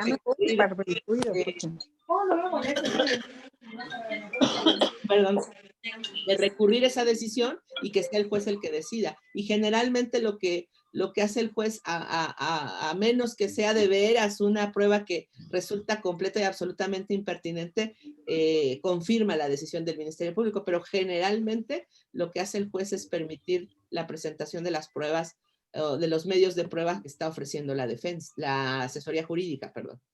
Acuérdense que el artículo 10 nos dice que todos debemos tener la misma capacidad y la misma oportunidad de acusar y de defender, ¿no? O sea, y esto tiene que ver con eso. El Ministerio Público está obligado a ser partícipe de la investigación a la víctima y a su asesor jurídico. Y en esa participación, los derechos de la víctima le otorgan esa capacidad de presentar pruebas, ¿no? Y entonces nosotros podemos construir la prueba, no necesariamente con los peritos de la Procuraduría, o en el caso como ocurrió aquí, si ustedes se fijan, la Fiscalía presentó una prueba que no era de sus peritos. O sea, el doctor Emanuel y la maestra Mariana Castilla no trabajan para la Fiscalía, son independientes, y aún así la prueba no tuvo ningún problema para su admisión. Lo mismo hubiera sido si lo hubiera presentado la asesoría jurídica, que en todo caso al final la asesoría jurídica, que venía de la CEAP del Estado, de Coahuila, hizo suyas esas pruebas, las tomó como suyas. También las presentó así. Gracias. De nada. ¿Alguien más tiene algún otro comentario? ¿Alguna duda que le haya quedado? Pues bueno, yo creo que entró muy bien la intervención judicial con el contexto sobre la violencia por razón de género, con sus obligaciones, ¿no? O sea, están reconociendo que es su obligación, y eso la verdad es un argumento bien potente, ¿no? O sea, cuando otras personas que se dedican a la administración de justicia ven esto, pues sí como que dicen, ah, caray, ¿no? Porque claro, están admitiendo su responsabilidad, y eso me parece que es un paso muy, muy, muy importante que tenemos que empujar para que todos los poderes judiciales hagan eso, ¿no? Ahorita, pues estamos en esa cuesta arriba, ¿no? Por eso es importante que todas estas difusiones de estos tipos de cursos y talleres, pues se siga y se continúe y se focalice, ¿no? En quienes están tomando las decisiones, que en este caso son las y los jueces, ¿no? Entonces, y bueno, les comento, por ejemplo, en este caso hubo un concurso nacional que organizó en su momento Projusticia, con algunas de las organizaciones y de las digamos, ONGs que financiaban o se financiaban con estos recursos de USAID, un premio que llamaron el Premio Nacional de Justicia hoy. Y tenían varias categorías, y una categoría era litigante del año, y la agente del Ministerio Público, la que oyeron en las conclusiones, concursó para litigante del año, que evaluaba el trabajo de agentes del Ministerio Público, asesores jurídicos y abogados defensores. Y de todas las propuestas que se presentaron para calificar en este premio, pues ella ganó el primer lugar. Coahuila obtuvo el primer lugar en el caso de litigante del año, pero también, curiosamente, obtuvo el primer lugar en juez del año, que fue jueza del año. Fue por otro caso también que tiene que ver con violencia por razón de género, pero fue un caso donde había una mujer que estaba acusada de haber matado a su pareja. Estaba acusada de homicidio en grado de parentesco, me parece, o homicidio simple intencional. Y la defensa había presentado un argumento de juzgar con perspectiva de género, y había construido su caso a partir de esa evidencia, alegando legítima defensa, porque ella sufría violencia sistemática y durante todo el tiempo que había durado la relación, ¿no? Entonces, en ese caso, la jueza resolvió, que en este caso fue la jueza que ustedes vieron aquí que presidió el juicio, la jueza Griselda Elizalde, no la que redactó la sentencia, sino la que dirigió el juicio. En ese caso ella fue la jueza relatora, que también es un caso de perspectiva de género, y también ganó el premio como jueza del año, ¿no? O sea, y eso es importante no por los premios, sino por el reconocimiento que, fíjense cómo los dos casos, los dos premios más importantes de esas categorías están dados para casos de violencia por razón de género. O sea, eso también es muy significativo, ¿no? Entonces, este trabajo que ustedes vieron ahí, bueno, pues es esta parte que yo siempre les digo, para entender violencia de género, hay que salirnos de la cajita, ¿no? Porque si no, no seguimos utilizando las mismas herramientas que siempre hemos utilizado y que no nos van a funcionar, porque no nos han funcionado, ¿no? O sea, esa es una realidad. Entonces, lo que tenemos que hacer es buscar otras herramientas, ¿no? Y allegarnos de información que nos permita dar un giro que de veras signifique acceso a la justicia a las mujeres. Y entonces, hoy día, por ejemplo, en el estado de Coahuila, es importante que yo lo mencione porque ahora están trabajando en un proyecto de creación de tribunales especializados en violencia familiar, por ejemplo. Porque, bueno, uno de los temas más graves que tenemos, ¿no? Es que, pues, la violencia familiar se sigue incrementando. La violencia familiar, específicamente la violencia contra las mujeres, ¿no? Y entonces, lo que Coahuila ha diseñado ahora es un tribunal específico que mire la parte de la violencia de género como delito, pero también la parte de la violencia de género, la violencia familiar, en la parte familiar. Es decir, en la parte de las custodias, de las pensiones alimenticias, ¿no? Toda esta parte de la repartición de los bienes, pero también la parte penal que tiene que ver con la violencia familiar, ¿no? Entonces, un solo juez, una sola jueza va a poder resolverlo en una sola audiencia, ¿no? Las peticiones que tengan que ver con el divorcio, que tengan que ver con la custodia de los hijos, la guarda y custodia de los hijos, que tenga que ver con la determinación de la pensión alimenticia, pero también que tenga que ver con el delito de violencia familiar, ¿no? Entonces, esto es lo que ellos están trabajando. Me parece que esto lo echarán a caminar como proyecto piloto a principios de este año. Y entonces esto refleja una disposición también del tribunal de atender el tema de la violencia por razón de género, que sí les representa un problema grave en cuestiones de justicia en Coahuila. Están reconociendo, pues, que sí tienen un problema y están buscando las formas de solucionarlo. Y además han tenido una intensa capacitación en el Poder Judicial sobre el tema de la perspectiva de género, ¿no? O sea, llevan ya, yo creo que ya van a cumplir su tercer o cuarto año que intensamente están recibiendo esa capacitación. Y hoy día me parece que están trabajando en una certificación de conocimiento en materia de perspectiva de género, ¿no? Que garantice que las y los jueces de ese tribunal tienen conocimiento en perspectiva de género, ¿no? Entonces, esto es cuando las cosas se toman pues bastante en serio, ¿no? O sea, sí han tomado como suyo el problema y se han visto que también que han sido parte del problema, ¿no? Pero también se ven ahora como parte de la solución y eso es un avance muy importante, ¿no? Entonces, mándeme. No me ha llegado. Pues sí te correo. Bueno, y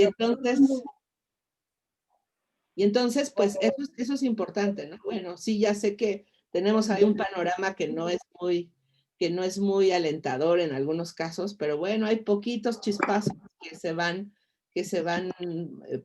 manifestando y que podemos ver que las cosas sí se pueden hacer, ¿no? Y entonces, recordar que el propósito que siempre tenemos en este caso es erradicar la violencia por razón de género. O sea, queremos que todos trabajemos con ese objetivo, que al final lo que queremos es que no haya más violencia por razón de género, ¿no? Entonces, y esa transformación en la parte que a nosotros nos toca, que es un pedacito, porque las mujeres, las organizaciones están trabajando en muchas otras áreas, ¿no? Que no solamente tienen que ver con la justicia, pero esta parte que nos toca a nosotros, a nosotras, me parece que sí podemos hacer más cosas de las que hasta hoy hemos estado realizando, ¿no? Y que con un esfuerzo conjunto se pueden conseguir muchas mejores cosas que las que se están consiguiendo en Coahuila. Yo eso estoy completamente segura, ¿no? Entonces, pero esto es un poco para que vean que sí se pueden hacer las cosas, ¿no? Que sí hay un resultado y que sí se le permite el acceso a la justicia a las mujeres, ¿no? Entonces, esta es la parte en la que pues vemos reflejado toda esta parte del trabajo que se ha hecho para la perspectiva de género, para que sea transversal, para que tengan conocimiento las y los funcionarios de lo que es la perspectiva de género y que realicen sus actividades en función de ello. Bueno, pues sí es posible conseguirlo, ¿no? No es que estemos pidiendo una cosa que sea irrealizable, ya lo vieron ustedes, ¿no? Y ahí está, y bueno, pues así van avanzando poco a poco, se van consiguiendo algunas cosas, ¿no? Pero bueno, pues claro, la violencia está tan generalizada que a veces pues nos rebasa, ¿no? Nos desanima un poco, pero bueno, pues ya viendo estas cosas. Yo siempre que veo esta audiencia me emociono mucho, ¿no? Porque son muchos años de pensar que a lo mejor algún día esto se podría conseguir, ¿no? Entonces, cuando ya lo vemos en la realidad, bueno, pues yo particularmente me conmuevo mucho, ¿no? Pero tiene que ver con eso, con que sí se puede hacer, ¿no? O sea, sí hay posibilidades. No sé si, bueno, sí creo que el chat está encendido, ¿no? Déjenme ver. Si alguien quiere hacer otro comentario, adelante, ¿eh? Ya saben que el micrófono es de ustedes. Maestra, a mí me gustaría hacer un comentario. Sí, adelante. Bueno, hasta esta etapa del curso, creo que nos va quedando un poco más claro de lo que es juzgar con perspectiva de género. Sabemos, yo he ido tomando ahorita nota de todo lo que se debe tomar en cuenta. Sabemos también, que como dice usted, pues aquí los juzgadores, los agentes del Ministerio Público, ahora deben tener pleno conocimiento de que las pruebas que se aportan pues en una carpeta de investigación se deben de valorar diferente a otros delitos. ¿Por qué? Porque pues esto dice usted que al momento de resolver pues se deben de aplicar a lo mejor otras normas, ¿verdad? Para poder sustentar una sentencia en caso de perspectiva de género. También, como abogados sabemos que en caso de que algún juzgador no actúe de esa manera o no aplique toda esta nueva normatividad en los juicios, yo creo que como abogadas tendremos que irnos hasta las últimas instancias, que quizás a la apelación o quizás al amparo, donde si ya tenemos todo este conocimiento que vamos adquiriendo mediante estos cursos, pues hacérselo saber al juzgador, ¿sí? A veces cuando llevamos una etapa, yo cuando era litigante, ahora pues soy funcionaria de mujer, cuando era litigante y todavía a veces pues me piden algunas asesorías y en relación pues a las usuarias que acuden a InMujer, porque uno de los servicios pues es proporcionar asesoría legal, se les asesora respecto a esta nueva normatividad que ahora existe en relación a la perspectiva de género. Muchas veces algunas no quieren acudir a denunciar porque luego dicen que no va a pasar nada, ¿sí? Les tienes que explicar y decir que pues esto ha cambiado a través de la evolución de toda la violencia que se ha generado hacia las mujeres. A mí me queda claro que ahorita pues todas las compañeras que están aquí y que estamos muy entusiasmadas porque yo me siento, como dice usted, cada vez que veo algo, pues así como que lo voy acumulando con una computadora para en su momento poder aplicarlo. ¿Por qué? Porque a veces como profesionistas, como usted lo dijo, nos quedamos con un proceso tradicional, ¿sí? Un proceso tradicional en el que no se aplicaba toda esta nueva normatividad. creo que ahora no me dejarán mentir todas las compañeras que creo hoy nos queda claro. Para aquellas que no somos juzgadoras, no somos ministerios públicos, no somos empleadas del Poder Judicial, nos queda claro ahora que quizás tenemos las herramientas, como dice usted, para poderlas hacer valer en cualquier caso de perspectiva de género. ¿Sí? Me da mucho gusto que estén aquí todas las que estamos, porque creo que como usted lo refirió, pues vamos adquiriendo mayores conocimientos para poder defendernos, a lo mejor para poder defender a alguna persona que dentro de nuestro entorno familiar esté viviendo esta perspectiva de género. A veces debemos de tener el conocimiento para poder asesorar, ¿sí? Yo en lo particular, pues a las mujeres que acuden a iMujer a solicitar la asesoría legal, pero yo creo que las compañeras, ya lo comentábamos en la barra de abogados, que más de una ha sufrido violencia, ¿sí? Violencia de género en algún momento de su vida. Y creo que ahorita pues estamos adquiriendo las herramientas necesarias para poder brindar a lo mejor una asesoría. Sí, muchas gracias. Yo le agradezco que haya sido tan explícita en este caso. Muchas gracias. No, pues muchas gracias. Esto para nosotros pues es muy importante porque ya no solamente estamos hablando de un ámbito teórico, sino que ya ustedes van viendo la aplicación práctica de esa teoría, ¿no? O sea, ya van viendo como si es posible la transformación. Y además porque cada vez nos han construido instrumentos jurídicos bien poderosos, ¿no? Han evolucionado las leyes de acceso de las mujeres a una vida libre de violencia, nos han dado una base que después se ha ido engarzando con otra normatividad, pues tenemos ahora la Ley General de Víctimas, ¿no? Y las leyes de víctimas en cada localidad, pero que si no tienen, pues pueden utilizar este instrumento jurídico nacional.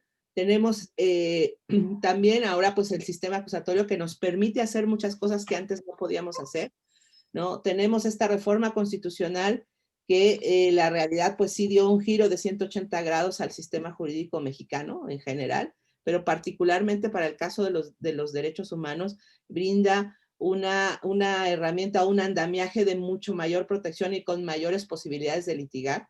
O sea, se ha transformado el Poder Judicial, ¿no? Ha adquirido pues una connotación y con unas facultades y un poder mucho más importante que el que tenía antes, ¿no? Es decir, ellos sí ahora pueden transformar a través de sus sentencias la realidad, ¿no?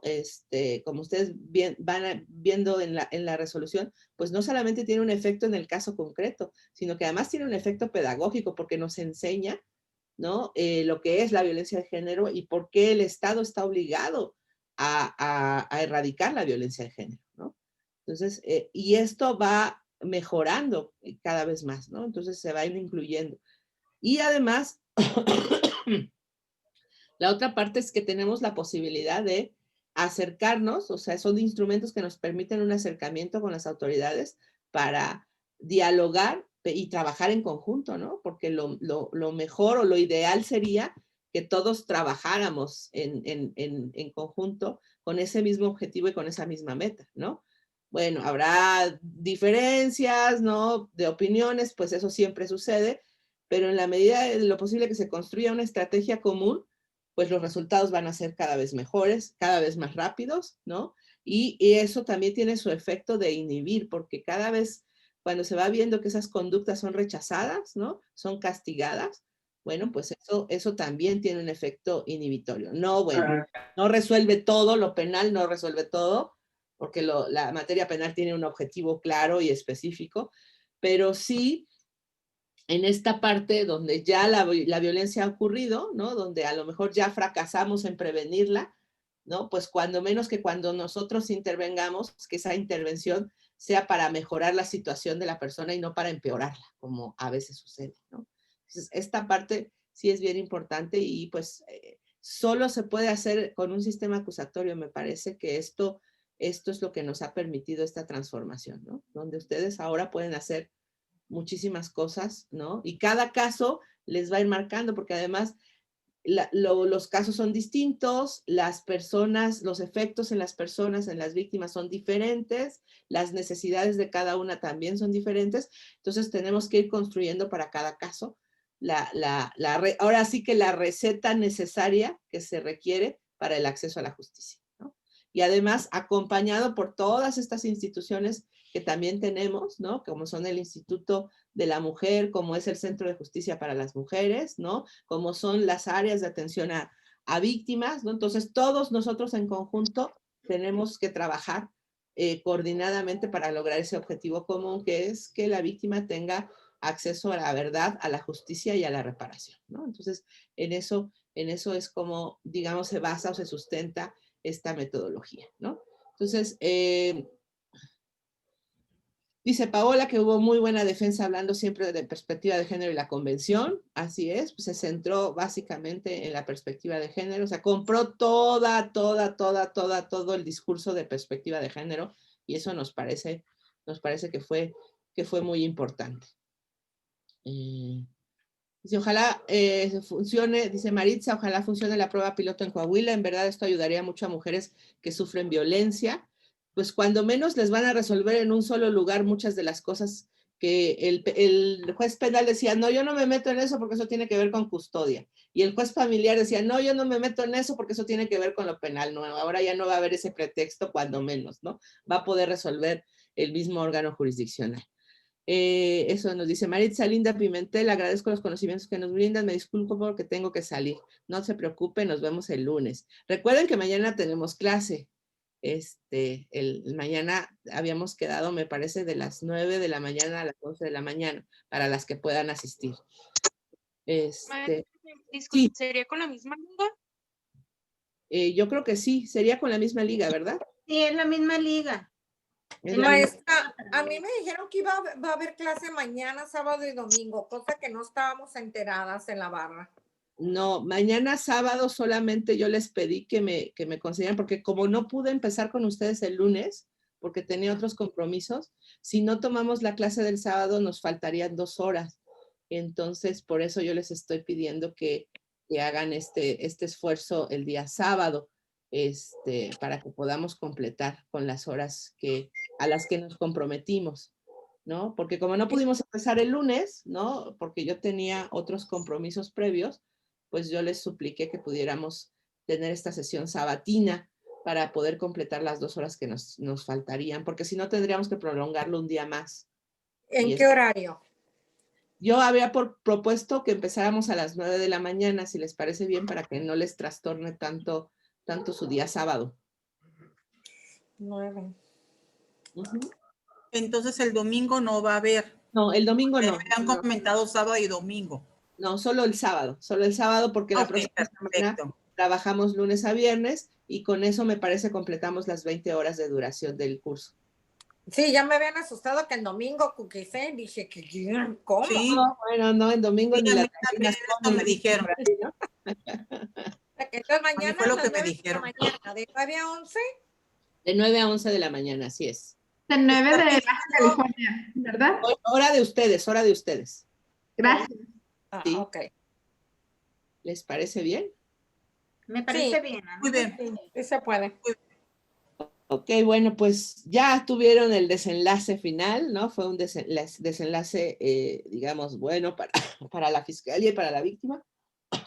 Después vino la sentencia y en la sentencia le impusieron, el delito tiene una pena de 20 a 40 años de prisión, le impusieron 30 años de prisión, ¿no? Y después la defensa apeló la sentencia y finalmente la sala penal modificó la sentencia, confirmó la condena, es decir, confirmó la responsabilidad y la existencia del delito, pero redujo la sentencia de 30 a 28 años de prisión. Se le redujo 2 años, ¿no?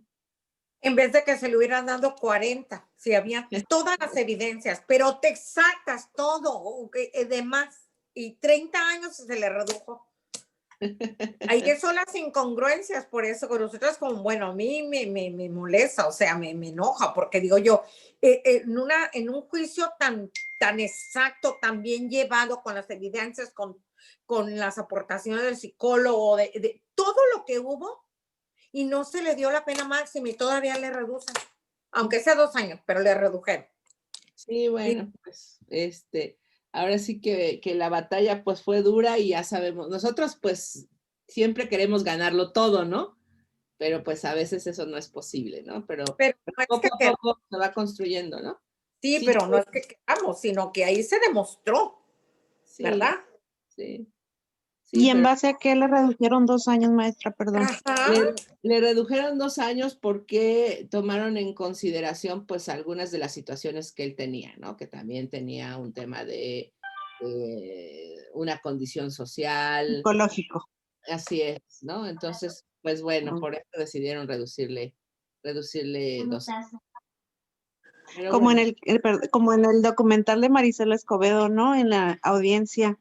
Todo, o sea, ya, yo de verdad que se lo juro que hasta lloré en ese momento de coraje, que ¿cómo? Sí. Todo apunta, casi, él declaraba que sí en el momento que le dicen, tú quieres tomar la palabra para pedir, o sea, hacia la señora, le está pidiendo perdón, no dice sí la maté, claro que no, pero le está pidiendo perdón. Así no es, es textual como le diga, yo la maté, pero... Es que todo el mundo que estaba viendo el juicio, que estaba siguiendo, estaba claro que lo iban a condenar, incluso él, ¿no? La defensa ya se había dado cuenta que lo iban a condenar. Los únicos que no pensaban igual que el resto, pues eran los jueces, ¿no? Ajá, bueno, impresionante. Impresionante, pero ese es el resultado de diseñar un sistema que solo piensa en proteger los derechos del imputado, ¿no? Ahí es donde está el error. Al final, ¿qué pasó con los jueces? Porque supe que los suspendieron para investigar. Los destituyeron. ¿En qué quedó al final la situación? Primero los habían separado del cargo porque los iban a procesar, ¿no? Y entonces ellos empezaron a defenderse, estaban como en varios foros, pero lo que ocurrió después fue el asesinato de Marisela, que todos vimos, si recuerdan en las noticias, ¿no?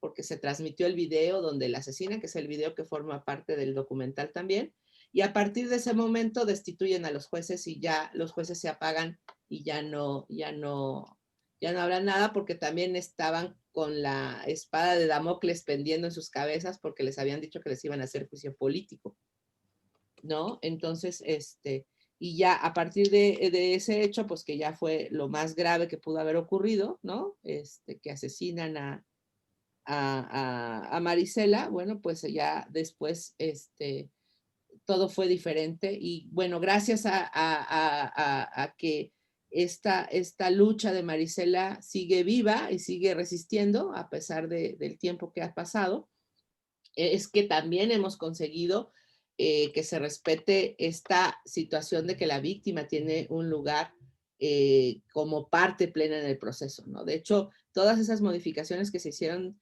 en la propuesta original del Código Nacional de Procedimientos Penales, que además era casi una copia al carbón del Código de Procedimientos de Chihuahua, ¿no? Pues se modificó y se consiguió incluso que la víctima tuviera este papel de verdad protagónico y que fuera parte plena en el proceso. Y eso es lo que refuerza la coadyuvancia y eso es lo que hace la asesoría jurídica tan importante, ¿no? Pero todo esto también fue, digamos, este caso de Marisela que después de que siempre todo el tiempo se les estaba diciendo esto no está bien, están desprotegiendo a las víctimas, no está teniendo acceso a la justicia, no se está cumpliendo el propósito del cambio de sistema, que era precisamente que la víctima tuviese una reparación integral del daño. Y bueno, nos decían, sí, pero los derechos humanos, y hay que proteger al inocente, y hay que proteger al imputado, tal. Y entonces, bueno, pues desafortunadamente siempre pasa una tragedia de esta naturaleza para que pues se entienda que las cosas tienen que ser diferentes, ¿no? Yo espero que ya no haya necesidad de que pasen estas cosas para que podamos cambiar, ¿no? Que podamos hacerlo porque nos parece razonable y nos parece una necesidad, ¿no? Como ustedes han... A raíz de... Sí. A raíz de que entró en vigor el nuevo sistema en Baja California, en el sistema tradicional, los jueces estuvieron abocando a aplicar la Ley General de Víctimas, la Ley para Víctimas del Estado de Baja California, las convenciones, tratados y todo relacionado con los menores, y se le empezó a dar mucha voz a la víctima, los ministerios públicos estuvieron participando en eso. Ayer usted comentaba sobre los escritos de apelación, también el Ministerio Público apelaba y la víctima, en este caso la parte ofendida, también están tratándose de reparación del daño. También el Ministerio Público le ayudaba a hacer el escrito al ofendido para que se fuera directamente al tribunal y aplicara la suplencia de la queja. O sea, en Baja California, inclusive en el tradicional, se han estado aplicando las bondades y las ventajas del nuevo sistema y en base a las nuevas leyes que protegen a las víctimas. Sí, sí, bueno, esto también es un efecto de la reforma constitucional en materia de derechos humanos, que también nos permite, de alguna manera, que estos principios se puedan establecer también en el sistema tradicional, ¿no? Pero claro, el escenario ideal para que todo esto cobre aplicación es el sistema acusatorio, pero eso no quiere decir que no podamos aplicarlo en el anterior, ¿no? Eso es muy importante. Y bueno, lo que se ha ganado también es que esa participación no solo se limite para las víctimas en el tema de reparación del daño, sino que tiene que ver, por ejemplo, con inconformarse con otras cosas, como puede ser la propia sentencia, como aquí lo han dicho, la propia condena, los años de la pena que se impone, pero también sobre otros elementos como podría ser incluso la calificación jurídica de la conducta que hace preliminarmente el Ministerio Público y que después acepta el órgano jurisdiccional. Incluso en eso, la víctima podría recurrir y oponerse a una calificación jurídica que no corresponde a lo que está planteándose, ¿no? Entonces, amplió muchísimo más y con más celeridad a partir de que entra en vigor el sistema acusatorio, pero también se hizo para el sistema tradicional. También se ha intentado traerlo a esos temas. Por ejemplo, el caso de Mariana Lima Buendía, que veremos algunas cosas, yo creo que a partir de mañana o la próxima semana, es un caso que está en el sistema tradicional.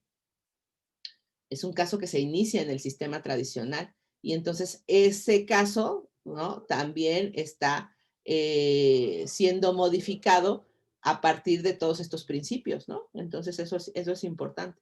O sea que sí también tiene efecto o irradia hacia atrás en el sistema tradicional, ¿no? Eso sí también es importante. Bueno, pues otra vez se nos acabó el tiempo. Entonces, yo creo que mañana nos están diciendo que de 9 a 11 ya quedamos, ¿no? Entonces, pues yo con todo gusto, parece ser que sí no va a haber problema de ponerles la sesión grabada para que ustedes puedan después, cuando tengan un tiempecito libre, verla y entonces puedan tener la información, ¿no? Entonces yo si no tienen ningún... Sí, adelante. Sí, adelante. Estoy viendo que Alba Frog escribió que si puede ser a las 10, ya que aquí en Sonora es más temprano. No sé si anda por ahí Alba Frog para que haga uso de la voz. Ah, sí. Yo me ajusto a lo que ustedes me digan, lo que diga la mayoría, ¿eh? Era una sugerencia, pero después pusieron que van a mandar la grabación.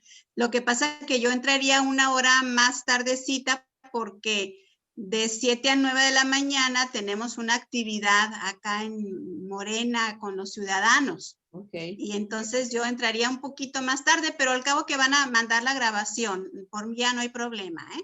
Ok, perfecto. Entonces, yo también sin problema, yo podría seguir con ustedes aquí todo el día, ¿verdad? Pero bueno, también entiendo que hay que descansar. Entonces, les agradezco muchísimo. El día de mañana nos miramos a las 9 de la mañana y seguiremos avanzando en la presentación de esta metodología. Cuídense mucho. Claro que sí, muchas gracias. Sí, maestra, igualmente, hasta luego. Buenas noches. Buenas noches, maestra. Muchas gracias. Buenas noches. Adiós. Muchas gracias, abogada.